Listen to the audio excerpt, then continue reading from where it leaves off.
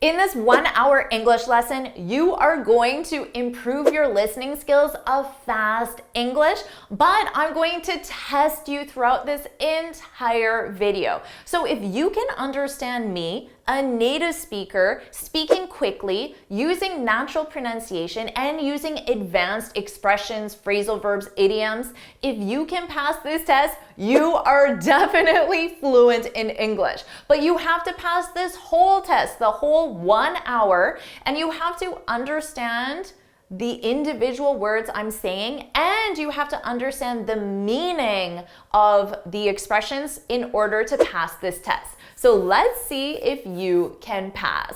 Welcome back to JForrest English. I'm Jennifer. Now let's get started. Here are your instructions for the entire lesson. I am going to say a sentence 3 times. You need to listen to that sentence and write down exactly what you hear in the comments. After, I'll explain what I said, and you can learn the pronunciation changes that take place in fast English, and you can also learn the advanced expressions that I use and that native speakers commonly use.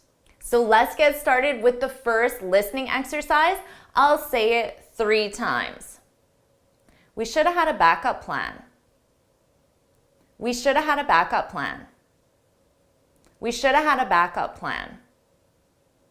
I said we should have had a backup plan.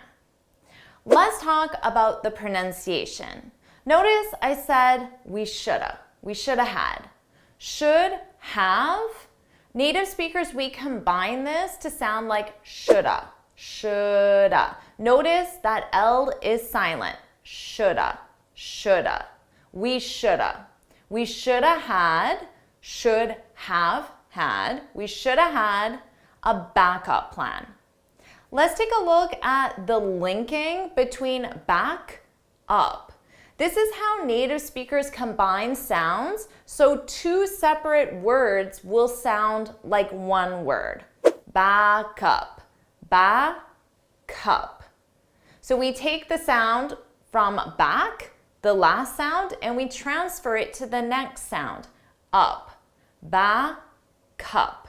But you have to combine those sounds together so it sounds like 1 word. Back up, back up. Backup plan, backup plan. We should have had a backup plan. Now, what is a backup plan? A backup plan is an alternative plan that you can use if your original plan fails. Let's say you're going to present at a conference or a meeting. So you bring your computer and your presentation is on the computer. That's your original plan. That's plan A. But it's always smart to have a backup plan. This could be your backup plan. You can put your presentation on a USB, a memory stick, so if there's any issues with your computer, you have a plan B, a backup plan. And then you can say, my computer wouldn't connect to their equipment, but thankfully, I had my presentation on a USB. Thankfully, I had a backup plan. Let's try this again. I'll say it 3 times. Her comment really pissed me off. Her comment really pissed me off. Her comment really pissed me off. I said, her comment really pissed me off. Let's look at the pronunciation of pissed, because here this is an ED, a past simple verb, but the sound of that ED is a very soft T, pissed, pissed. Now, when we say this in a sentence and there are words that come after, you almost don't hear that T. So you can't really distinguish that it's in the past simple. It's the context of the sentence that will make it obvious that it is the past. Her comment really pissed me off. Now, what does this mean? To piss someone off, this means to make someone really angry. Now note that this is an informal expression and it can also be considered impolite. It would be considered impolite if your name is Mark and I said, Mark, you're really pissing me off. That would be impolite. But native speakers commonly use this to complain about people. So I could be talking to my husband or my best friend and say, Mark really pissed me off today. In that context, it's not impolite, but it would be impolite to look directly at someone and say, you really piss me off. So don't do that. Now, we also use this in the structure to be pissed off. The pronunciation is the same, pissed off, to be pissed off. This is simply to be really angry. For example, I was so pissed off when I came home to a completely dirty house, even though my kids promised to clean up after the party. Do you want to do another listening exercise? I'll say it 3 times. Take what she says with a grain of salt. Take what she says with a grain of salt. Take what she says with a grain of salt. I said, take what she says with a grain of salt. Here, the pronunciation is clear, but if you don't know what this idiom means, then you won't understand it. So the idiom is to take something with a grain of salt. We use this to say that you shouldn't believe everything someone tells you because it might not be true. So let's say your friend tells you that, oh, Gina says she'll help me move this weekend. But from your experience, Gina likes to make a lot of promises, but she doesn't always follow up with those promises. She doesn't always fulfill those promises. Then you might say, take what she says with a grain of salt. You're letting your friend know that Gina might not actually do what she says. And let's focus on the grammar here. What do you notice about this sentence? Take what she says with a grain of salt. What verb tense is this in? We're using the imperative. Take is in the imperative because the sentence begins with a base verb. There's no subject here. That's how you can identify the imperative. And the imperative is used to give instructions, orders, or suggestions. So I'm suggesting that my friend take what she says with a grain of salt. Your next listening exercise, I'll say it 3 times. It's high time we let her go. It's high time we let her go. It's high time we let her go. I said it's high time we let her go. For pronunciation, let's talk about let her go. Let her go. Here, notice how her sounds like You don't hear the H, but I also attach it to the word before. So I link those sounds together. Let her, let her, let her, let her go, let her go. It's high time we let her go. Let's look at the expression, it's high time. When you say it's high time that something should happen, you're saying that something should happen now and not later. And when you use this expression, you also suggest that it should have already happened. So we shoulda already let her go. But we didn't, so we should do it now because it's high time we let her go. And in my opinion, it's high time that you enrolled in the Finally Fluent Academy. It's high time. You should have already done this. You shoulda already done this, but maybe you haven't, so you should do it now and not later. What's the Finally Fluent Academy? Well, this is my premium training program where we study native English speakers on TV, movies, YouTube, and the news so you can improve your listening skills of fast English and add the most common expressions to your speech. So we do exactly what you're doing now, but you use native speakers from TV, movies, YouTube, so you get a variety of different accents and styles of speech. Plus, you'll have me as your teacher, and I'll be there to coach you every step of the way. So it's high time you join the Finally Fluent Academy, and you can look for the link in the description to learn more. Coming back to our example, it's high time you let her go. Now, to let someone go, this is an alternative way of saying to fire someone. When you fire someone, they permanently stop working for the company. So when you let someone go, they permanently stop working for the company. It's high time we let her go. Remember, you're suggesting you should have let her go a while ago. So now you better do it. Let's do one last listening exercise. I'll say it 3 times. He looked a little frazzled. He looked a little frazzled. He looked a little frazzled. I said he looked a little frazzled. Let's talk about pronunciation. A little, little.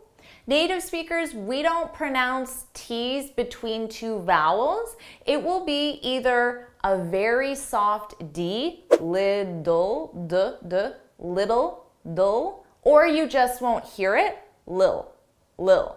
A little, a little. And notice the is connected to it. A lil, a lil, a little. He looked a little frazzled. Frazzled, here it's a past simple ed verb, but the pronunciation is a very soft D, and you almost don't hear it. Frazzled, very soft, frazzled, frazzled. To be frazzled or to look frazzled, this is when you are or look very tired, but you also look very worried or anxious. So I might look frazzled if you see me, and normally my hair is nice and in a nice position, but you see me and my hair is crazy.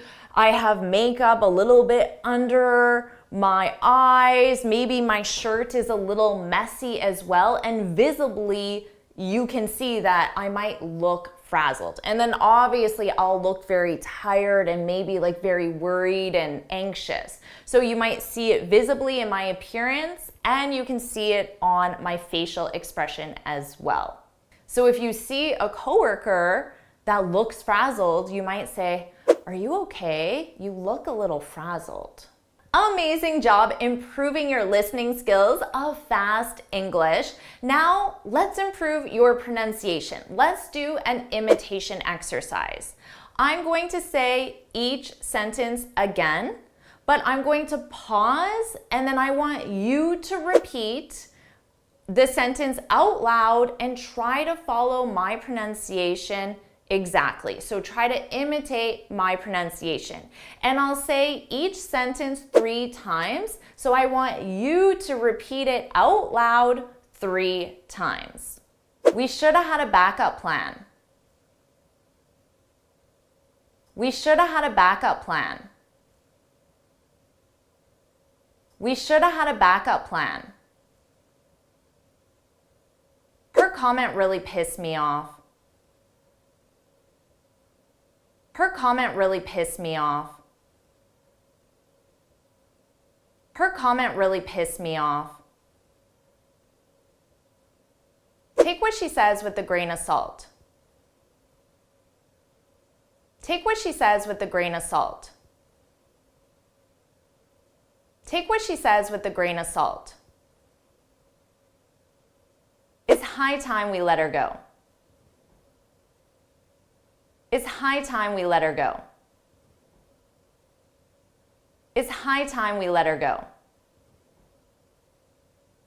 He he looked a little frazzled. He looked a little frazzled. He looked a little frazzled. Are you ready? All right, let's go. So I'll say it 3 times. My mom nitpicks like crazy. My mom nitpicks like crazy. My mom nitpicks like crazy. Did you get this one? I said my mom nitpicks like crazy. The pronunciation is clear, but if you don't know what the vocabulary means, you're not going to understand what that native speaker said. Here, our verb is to nitpick. To nitpick. What does this mean? This is when you find faults. Faults are things that you don't like or criticisms.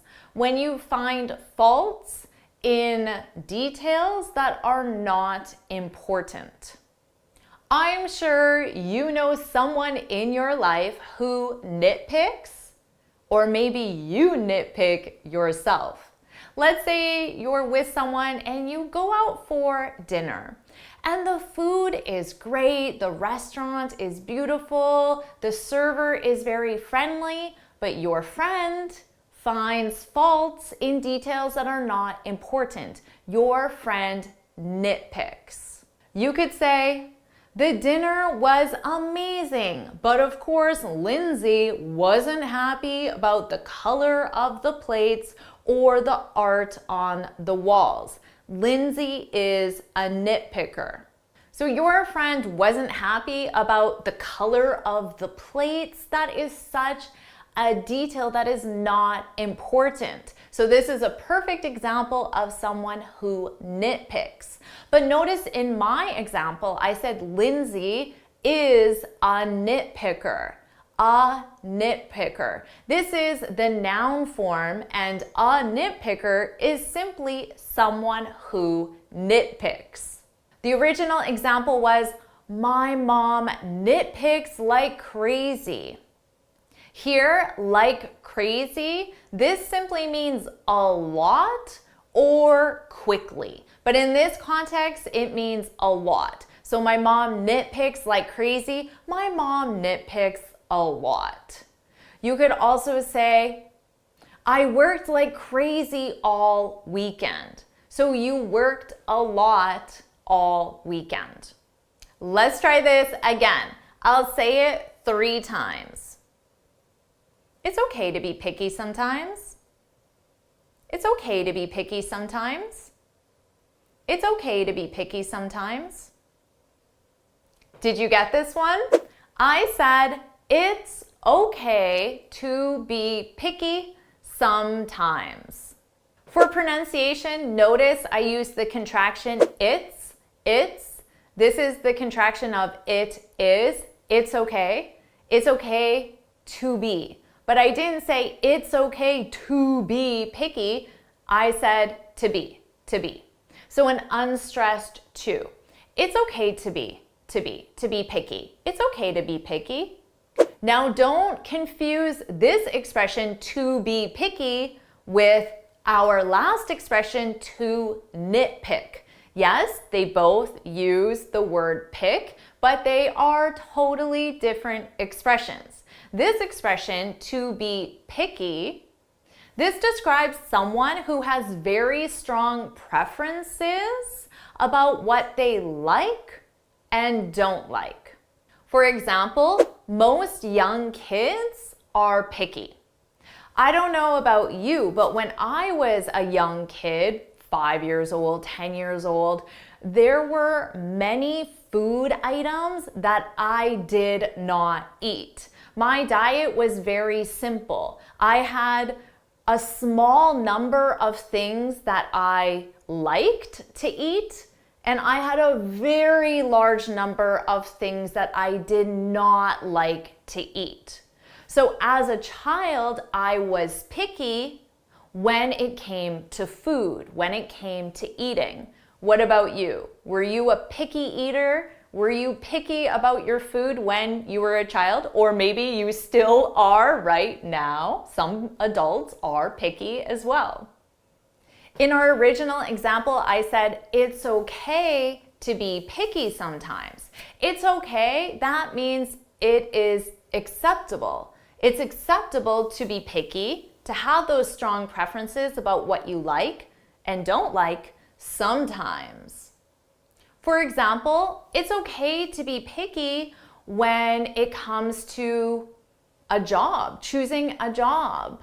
You should have very strong preferences about what you want that job to have, the qualities of that job, and that's okay. Choosing a job, choosing a house, you should definitely be picky, have very strong preferences. And choosing a spouse, maybe that's the ultimate one. You should be very picky when you choose a spouse because you're with that person for your entire life. Let's try this again. I'll say it 3 times. I'm beat, let's call it a day. I'm beat, let's call it a day. I'm beat, let's call it a day. Did you get this one?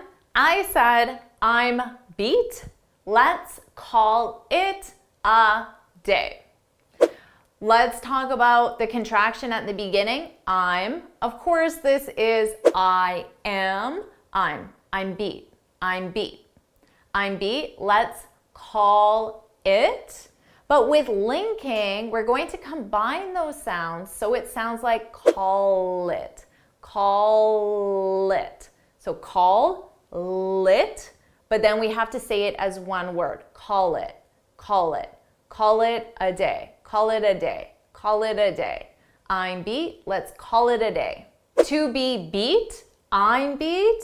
This means to be very tired, to be exhausted. So instead of saying, I'm very tired, you can say, I'm beat, we're beat, the verb to be.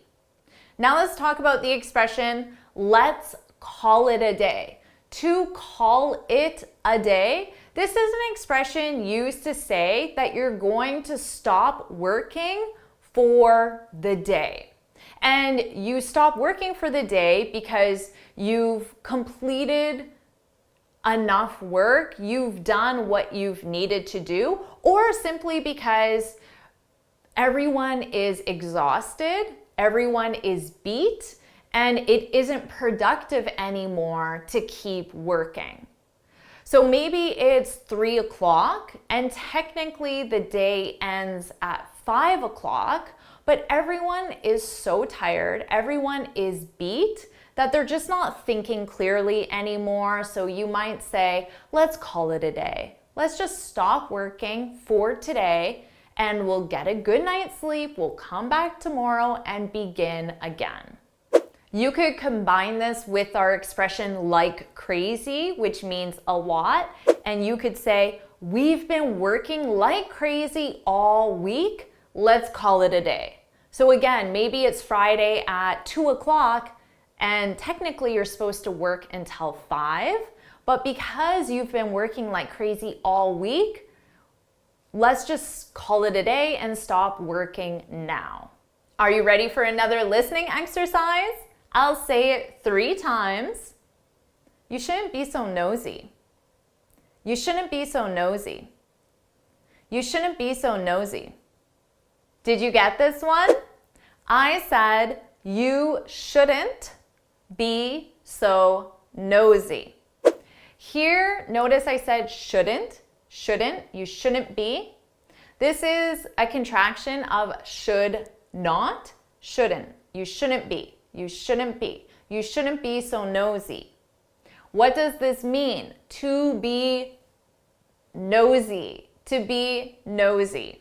This is used to say that you're interested in what other people are doing or saying when you have no right to be interested in that. You have no right to know what other people are saying or doing because it doesn't involve you. A lot of people are nosy when it comes to their significant other's cell phone. They want to know what their significant other is looking at online, who they're talking to, who they're texting with, but ultimately, you have no right to that knowledge because that's your significant other's personal privacy. So if your significant other leaves their phone and goes to the bathroom or goes to another room and you pick up the phone and you try to look at it without them knowing, you are being nosy. And that's when someone can say, you shouldn't be so nosy. Let's try this one more time. I'll say it 3 times. Being nosy is one of my pet peeves. Being nosy is one of my pet peeves. Being nosy is one of my pet peeves. Did you get this one? I said being nosy is one of my pet peeves. And now you know what nosy means, so I don't have to explain that. Being nosy. Notice how this is a gerund statement. A sentence that starts with a gerund verb, a verb in ing. Being nosy. Gerund statements are used to make general statements. So in general, being nosy is one of my pet peeves. What is a pet peeve? A pet peeve is something that especially annoys you. So there are many things that annoy you, but a pet peeve is whenever that one thing happens, it really annoys you. So I Googled this, and according to Google, the top 3 pet peeves, things that especially annoy people, the top 3 pet peeves are loud chewing. So if your coworker is, or your kids, your husband or wife, loud chewing. Is that one of your pet peeves? Number 2, according to Google, is bad manners. So if you have bad manners, it means you're not polite. So if someone holds the door open for you in North America, it's considered polite to say thank you to that person. So if you hold a door open for someone and the other person, they go right in and they don't say thank you to you, that would be an example of bad manners in North America.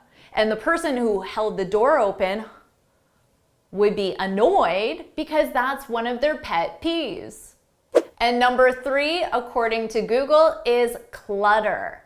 Clutter describes when a room is very disorganized or messy. So if there were things all over my office, papers everywhere, things were not neat and organized, that would be clutter.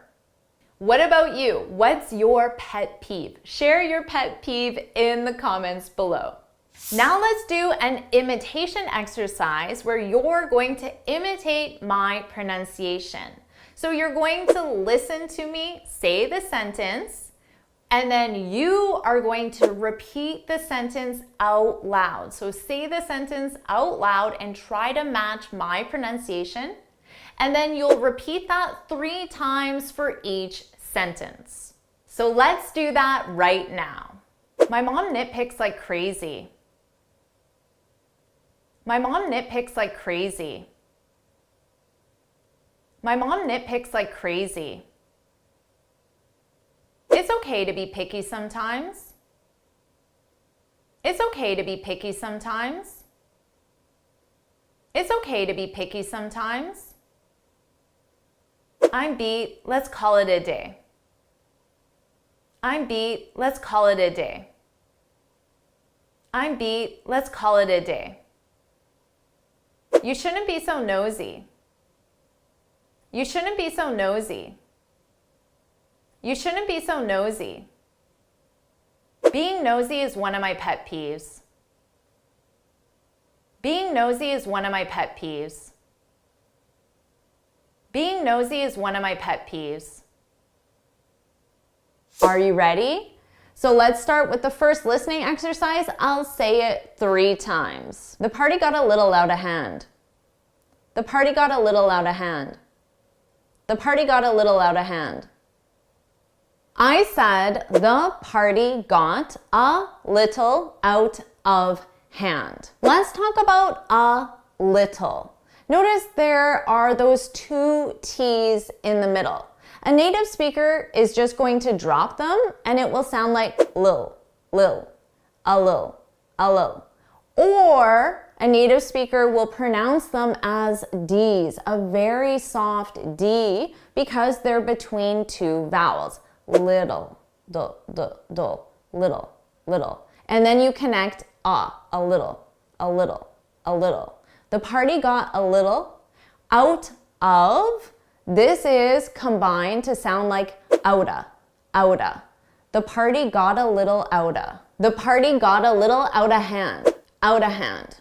What does that mean? To get or to become out of hand? Well, out of hand means out of control, which means that you no longer have control over the party. The party got a little out of hand. So this is not a good thing. In a more everyday context, you might say, my shopping has gotten a little out of hand. A little out of hand. A little out of hand. Which means you no longer have control over your shopping. So you're probably buying a lot of purses or jewelry or watches when you don't need to. My shopping has gotten a little out of hand. Let's try this again. I'll say it 3 times. His email really caught me off guard. His email really caught me off guard. His email really caught me off guard. I said his email really caught me off guard. Let's talk about his email. His, although the spelling is an S, it's a Z, a voiced sound, so it's a Z. So we can use that to link to the next word because the next word starts in a vowel. So it will sound like his email, Z-mail. You'll hear the Z on the word email, but then you cannot have a pause between his and email. You need to pronounce them together. His email, his email, his email. His email really caught. Notice here, the spelling and the pronunciation are very different. Caught, caught. His email really caught me off guard. When you catch someone off guard, this is an expression that means you surprise someone. And you surprise someone generally with information or news or something they weren't expecting. There are 2 options with our sentence, his email really caught me off guard. Either A, I wasn't expecting him to email me. So the fact that the email even exists surprised me, caught me off guard. Or option B, I was expecting his email, but I wasn't expecting the email to contain the information or the news that it contained. So it was the content of the email that surprised me, that caught me off guard.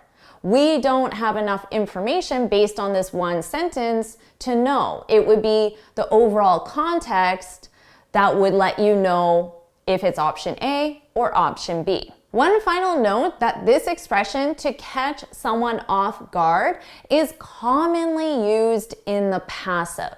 So you could say, I was caught off guard by his email. I was caught off guard by his email. That's the passive voice and it's very commonly used with this expression. Let's try this again. I'll say it 3 times. Thanks for sticking up for me.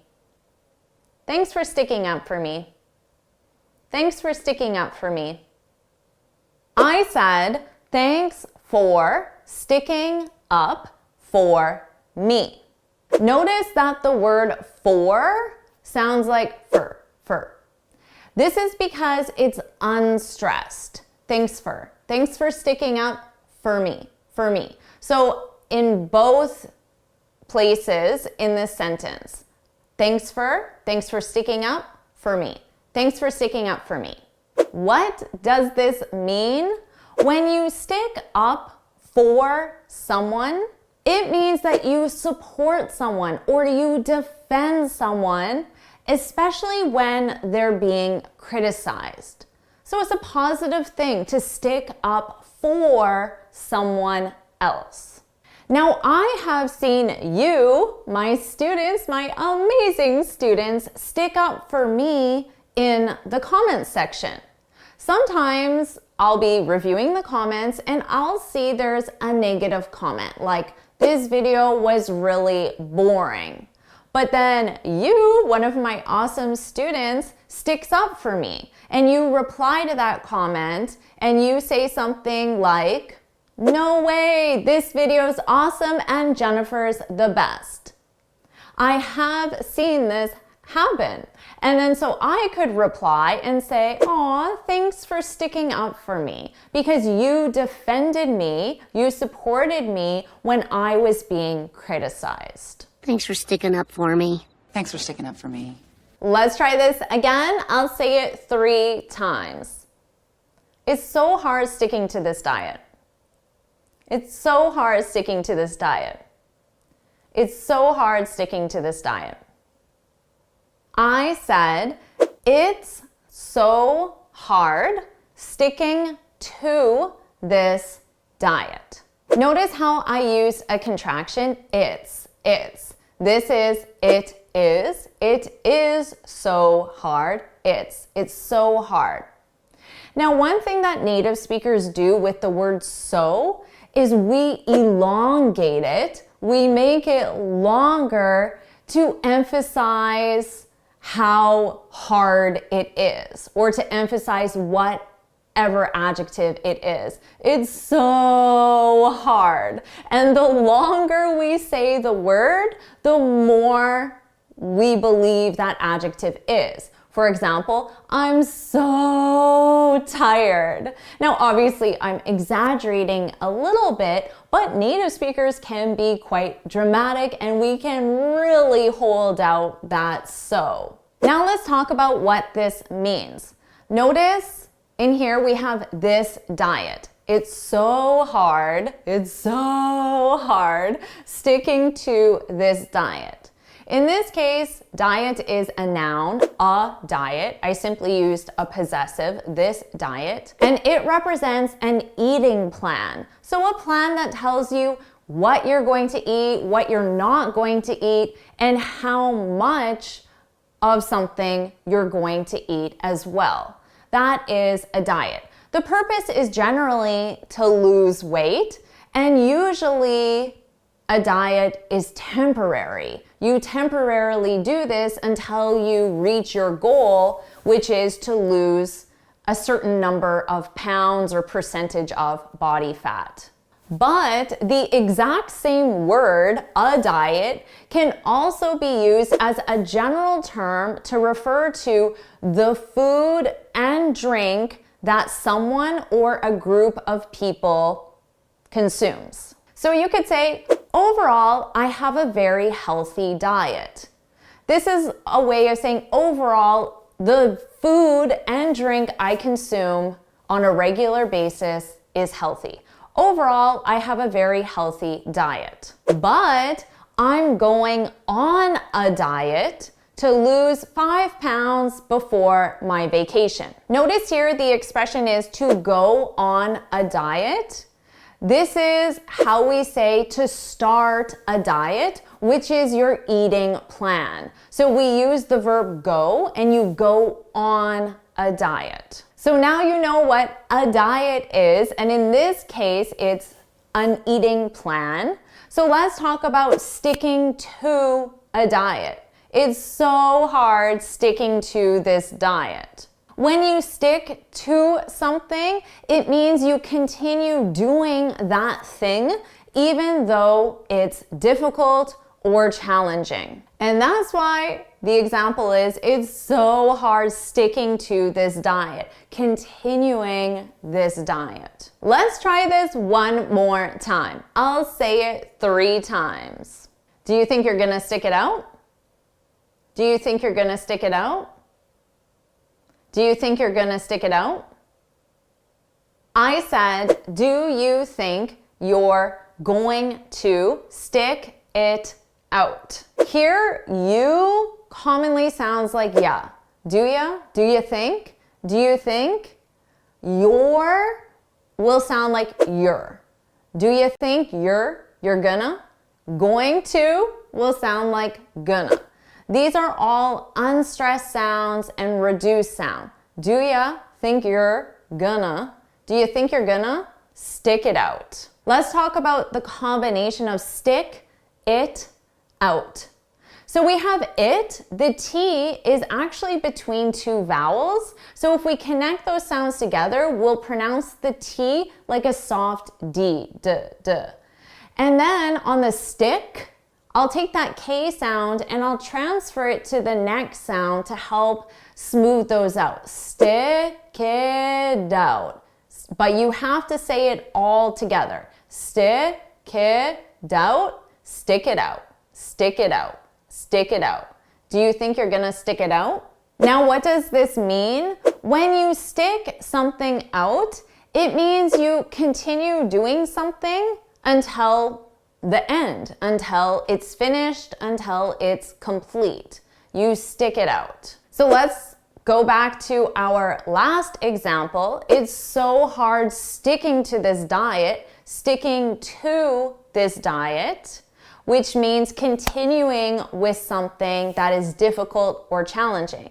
And then I ask, do you think you're gonna stick it out?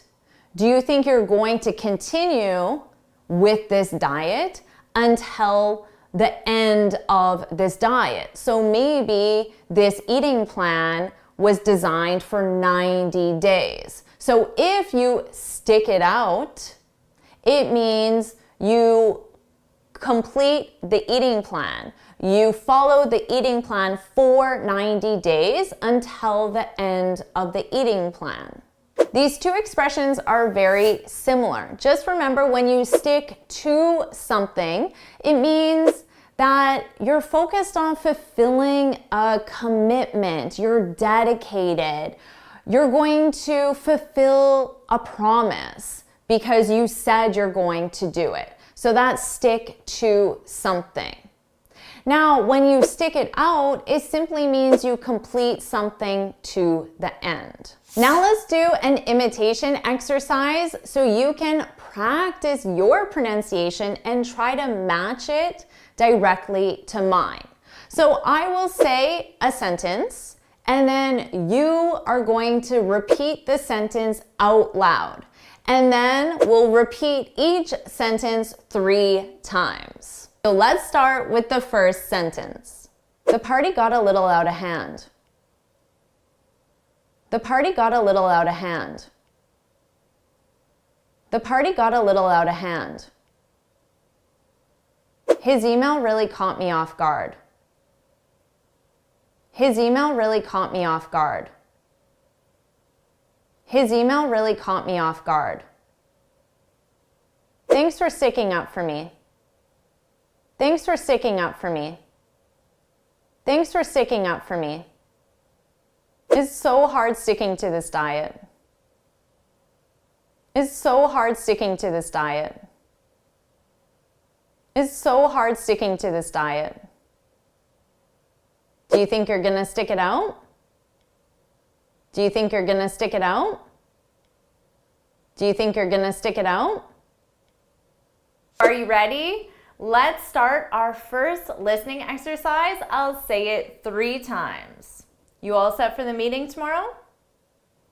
You all set for the meeting tomorrow? You all set for the meeting tomorrow? How'd you do with that? I said, you all set for the meeting tomorrow. Let's talk about the pronunciation changes. Notice you all. I said it quickly, but I did say the individual words. You all. You all set? You all set? I will point out that in the South, in southern US, the southern states, it's very common to combine you all into one word. Do you know what that is? Y'all, y'all. I'm sure you've heard this mainly in movies or TV. Y'all, y'all ready? I personally don't say y'all because I'm not from the southern US, but it is extremely common in the southern US. For me, I simply say you all, you all. I say them quickly, but I do say both words. You all set? You all set for the meeting tomorrow? Notice here how for the meeting tomorrow, for when it's unstressed, more of a reduced sound, a quick sound, it sounds like for the meeting. You all set for the meeting, for the meeting, for the meeting tomorrow. Now, before we talk about what this sentence means, you might be wondering about the grammar. Does this sentence perhaps look grammatically incorrect to you? Is there a word missing? The auxiliary verb are is missing. Are you all set for the meeting tomorrow? We need are as an auxiliary verb because this is a question. Grammatically, you need it. But in spoken English, native speakers commonly drop auxiliary verbs when they're only required grammatically, but they're not required to understand what the sentence means. So a native speaker does not need to hear an auxiliary verb to understand what a sentence means, and that's why in spoken English, we commonly get rid of them. So grammatically, are you all set for the meeting tomorrow? A native speaker would commonly say, you all set? You all set for the meeting tomorrow? And then to show it's a question, we can use a rising intonation at the end to show it's a question. Now let's talk about what this means. This has a very simple meaning. To be all set is simply to be ready or to be prepared. So it's asking the person if they're ready for the meeting tomorrow, if they're prepared for the meeting tomorrow.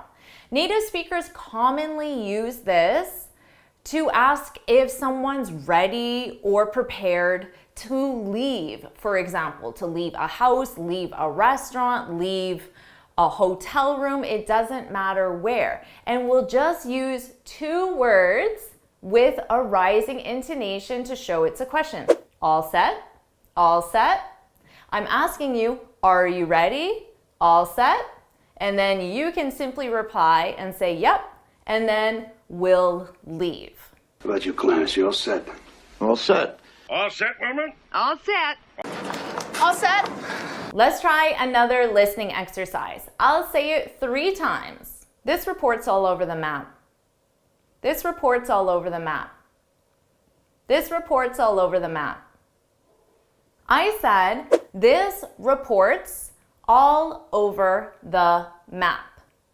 For pronunciation, notice here, this reports, report is, as a contraction, reports.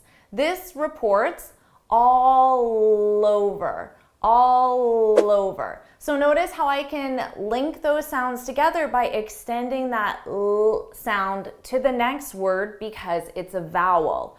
All over, all over, lover, all over. This reports all over the map. The expression to be all over the map, this means that something is in a disorganized or confused state. So the report is disorganized. The report is confusing.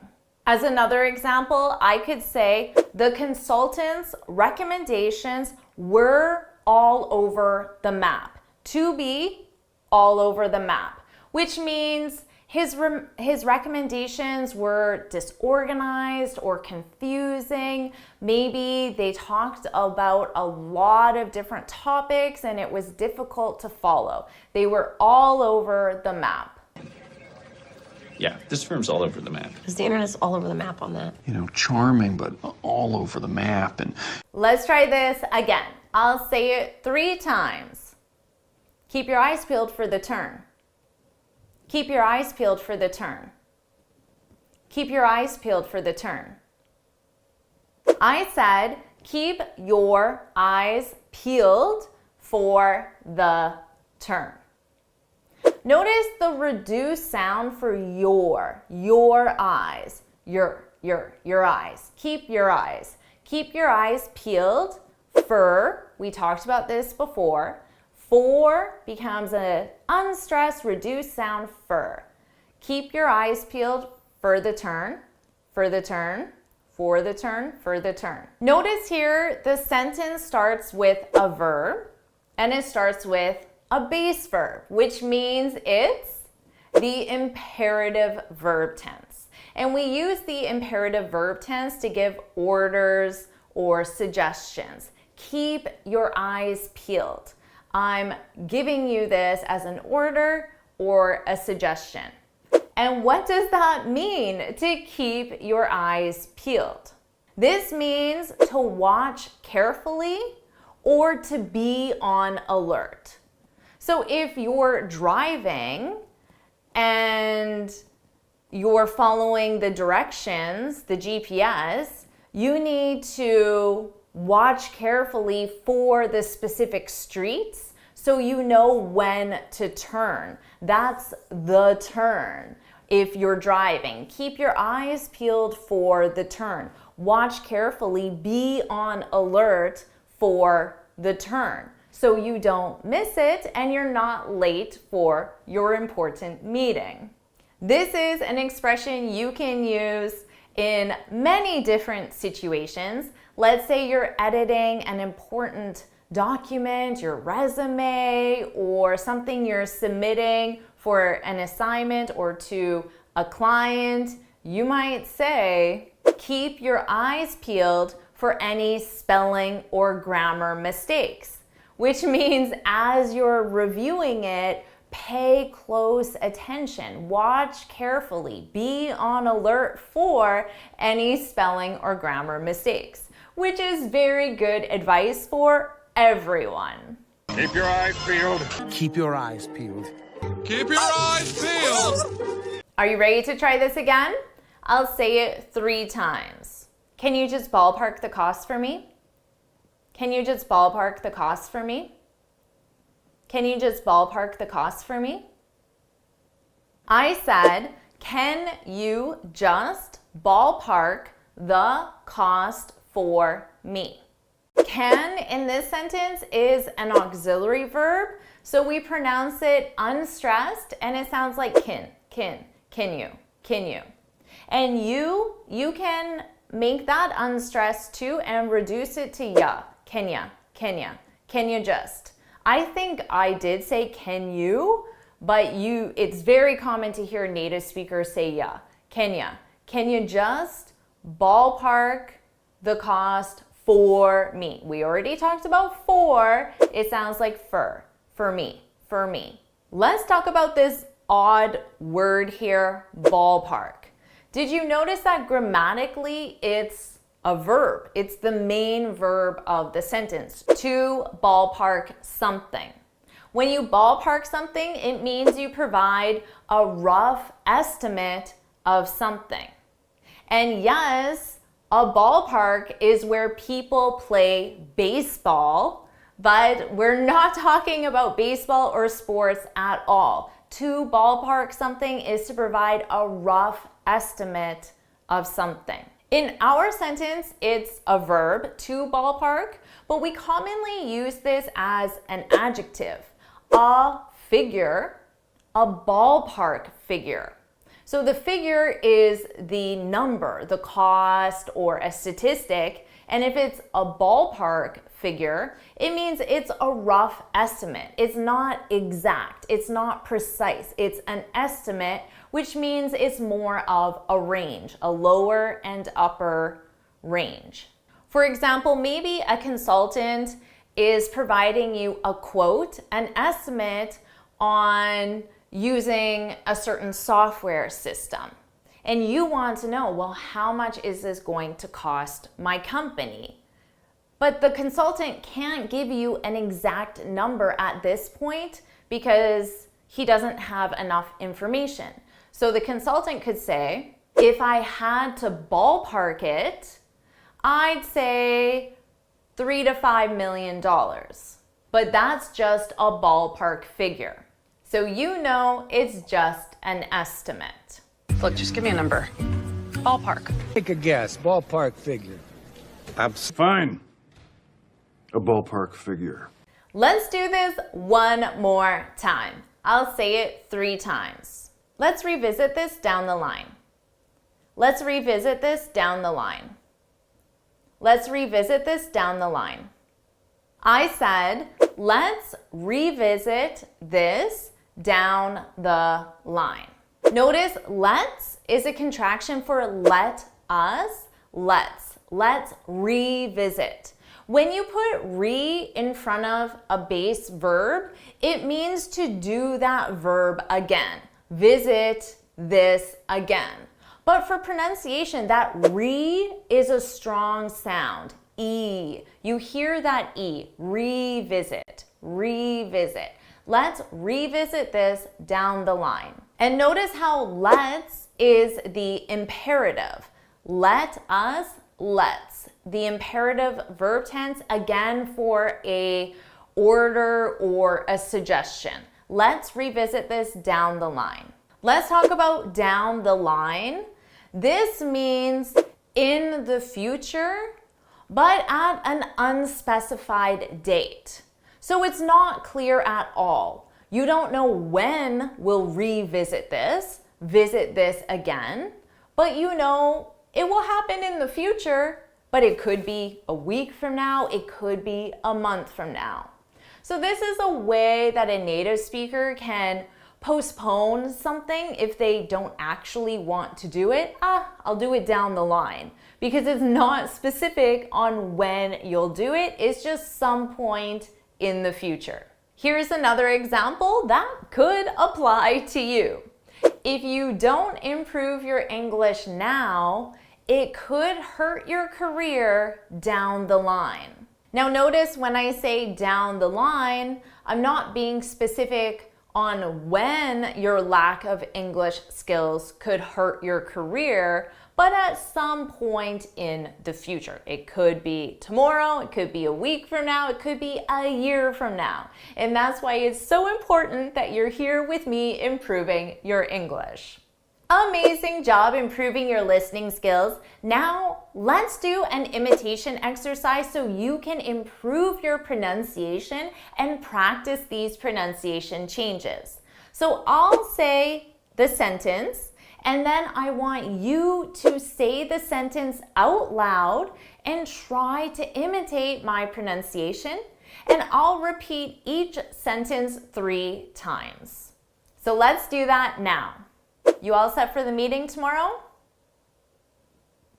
You all set for the meeting tomorrow? You all set for the meeting tomorrow? This report's all over the map. This report's all over the map. This report's all over the map. Keep your eyes peeled for the turn. Keep your eyes peeled for the turn. Keep your eyes peeled for the turn. Can you just ballpark the cost for me? Can you just ballpark the cost for me? Can you just ballpark the cost for me? Let's revisit this down the line. Let's revisit this down the line. Let's revisit this down the line. Are you ready? Here we go with the first listening exercise. I'll say it 3 times. Have you edited it yet? Have you edited it yet? Have you edited it yet? Did you get this one? I said, have you edited it yet? This is extremely difficult to say. It was difficult for me to say just now. Have you edited it? So notice we have edited, edit, and then in the ed form, the past simple form, edited, edited. That's the past simple of to edit, edited. Now we have to add on it, and you're going to combine that sound to edited. So we already have did. Now we're going to add on it to it. Have you edited it yet? Have you edited it yet? That is extremely difficult even for me to say. I would say this is a tongue twister. And most likely, I wouldn't even use it. I would change it to the noun to avoid this very difficult pronunciation. Have you edited the report yet? Have you edited the document yet? Now let's talk about the grammar. What do you notice about this? Well, first of all, it's in question form. And what verb tense is this? It's the present perfect. Have you edited? So we have or has conjugated with the subject, have you, and then the past participle, edited. And then we have yet, because yet is commonly used in question form with the present perfect. Yet is also used in negative form with the present perfect. So to answer this negatively, I could say, I haven't edited it yet. I haven't edited it yet. And remember that we use already with the present perfect for affirmative statements, positive statements. Yes, I've already edited it. Edited it together on my Mac. Took that video, edited it. And woo, I'm glad I don't have to say that anymore because it was very difficult even for me. Let's try this again. Here's your listening exercise. Does she have what it takes to move up? Does she have what it takes to move up? Does she have what it takes to move up? I said, does she have what it takes to move up? Let's talk about does she. Does is an auxiliary verb, so we can pronounce it very quickly in an unstressed pronunciation. Does. Now, she begins with a sh, so we're going to combine those two sounds together. Does she? Does she? Does she? Does she? We can combine what it into what it. Notice I have a soft D because we have a T between two vowels, which we pronounce as a soft D sound. What it, what it. Does she have what it takes to move up? To move up. So to will become unstressed, to move up. So I'll use that v to combine those together. To move up, move up, to move up. Let's talk about what this means. Let's talk about the expression to have what it takes.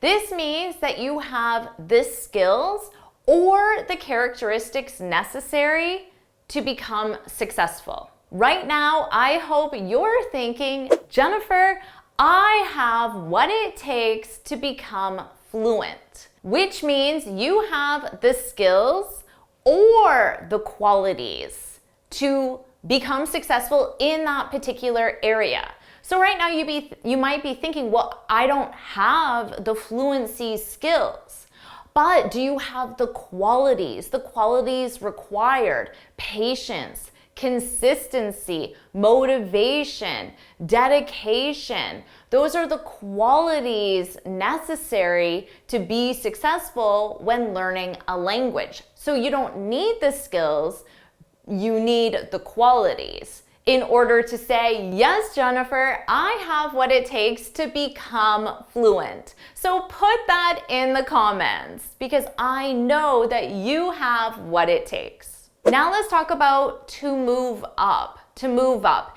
In a business context, when you move up, it means you get a more important position within your company. So basically, you get a promotion, which is a very good thing. And it's amazing that you're here right now doing this because improving your communication skills will help you move up a lot faster. It will help you advance in your career, get a promotion a lot faster.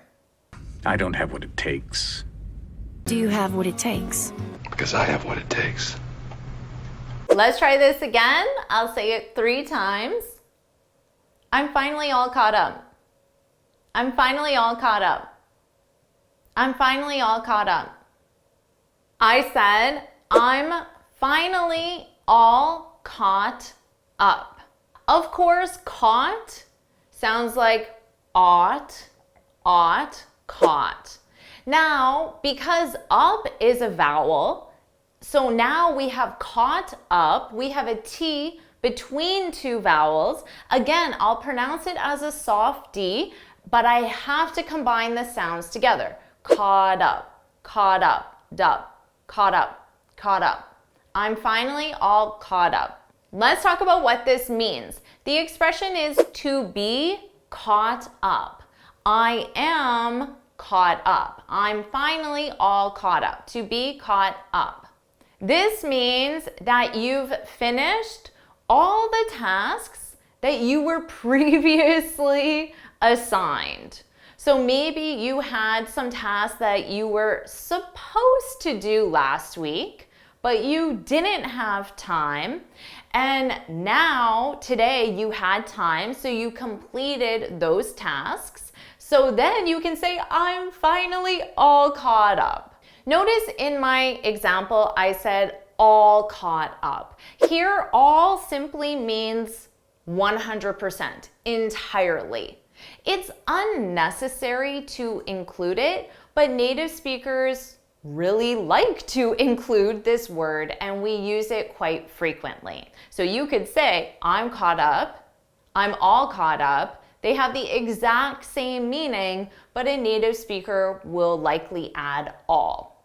To share another example using this expression, I could say, I'm all caught up on my emails. So here, notice I mentioned the specific task, on my emails.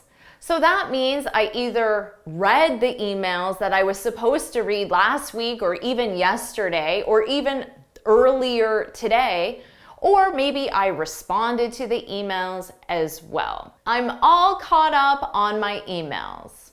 All caught up. Okay, we're all caught up. You all caught up? Do you want to try another listening exercise? I'll say it 3 times. Do you have a sec to bring him up to speed? Do you have a sec to bring him up to speed? Do you have a sec to bring him up to speed? I said, do you have a sec to bring them up to speed? Let's talk about do you have a. I can combine do you and say do ya, do ya. Have a, have a.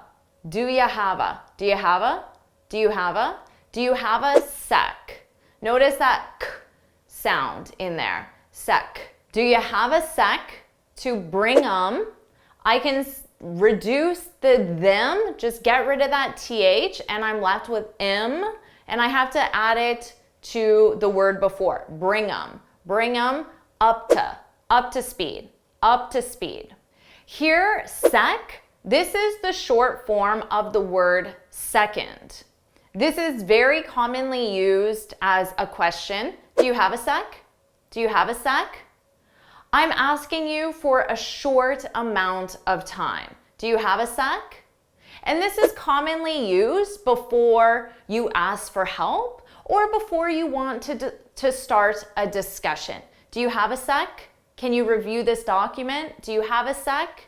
Can we discuss the conference? Let's talk about to bring someone up to speed. Up to speed. This is an expression, and when you share the latest or most recent news and information on a specific topic. So let's say you were on vacation for 1 week. And during that 1 week, you weren't checking your emails, you weren't talking to anyone at work. So you don't have the latest information or news. When you get back, you might say, I was on vacation for a week. Can you bring me up to speed on the conference? So you can specify something specific, the conference, on the conference. And the person knows to share information or news related to the conference within the last week, because that's the information or news that you don't have. Dr. Cox, do you have a sec? Hey, Jack. Do you have a sec? Do you have a sec to talk about my piece? Let's try this one more time. I'll say it 3 times. Are you going out tonight? Are you going out tonight? Are you going out tonight? This was an easy one, right? Are you going out tonight? The pronunciation is quite clear. Notice how we can combine out tonight together. When I say out, I'm not going to pronounce that T. Out. Out. The T is just silent. But tonight starts with a T.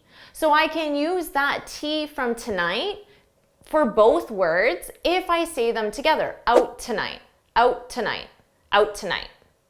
So you can combine those together. Are you going out tonight? I included this easy example because this is a very common expression that native speakers use, and perhaps you don't know what it means or you don't feel confident using it yourself. To go out, that's the expression, to go out. This is when you do a social activity outside of your home. So you leave your home to do something social, so something fun. Perhaps it's to have a nice dinner with your significant other or your family or friends, or it's to go to a movie. Are you going out? Are you going out tonight? Notice that this is in the present continuous because it's asking about a plan in progress. Are you going out tonight? But the expression is to go out, so your verb is go. If it were last night, you would say, oh, I went out last night. Now, this isn't clear what you did, so someone would have to ask you, oh, what did you do? And then you could tell them, oh, I went to the movies. Want to go out tonight? Are we going out tonight? You want to go out tonight? Now let's do an imitation exercise so you can practice this fast pronunciation. I'm going to say each sentence again, and I'm going to give you time to say the sentence out loud.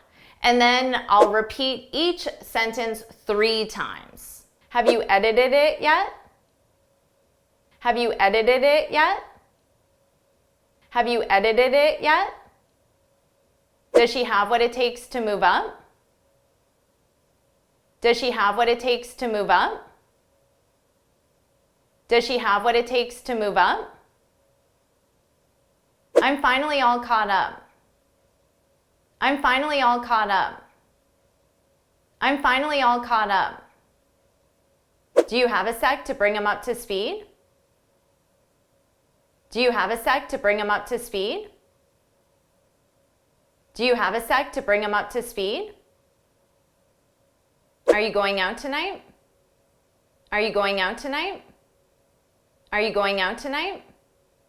Amazing job with this. Now, to be honest, I really regret using edited it as one of my examples because it was extremely difficult for me to say. So I'm sure it was extremely difficult for you to say as well. So I'm going to say that's a tongue twister and it's very difficult. So remember, have you edited? You need edited, 3 sounds. Have you edited it yet? Have you edited it yet? Have you edited it yet? Put that in the comments. Have you edited it yet? Put that in the comments, and now I'm feeling more comfortable with that. So you can practice that as well. And you can get this free speaking guide where I share 6 tips on how to speak English fluently and confidently. You can click here to download it or look for the link in the description. And I recommend watching this lesson next because you'll learn a lot of vocabulary that will also help you understand native speakers. So make sure you watch this lesson right now.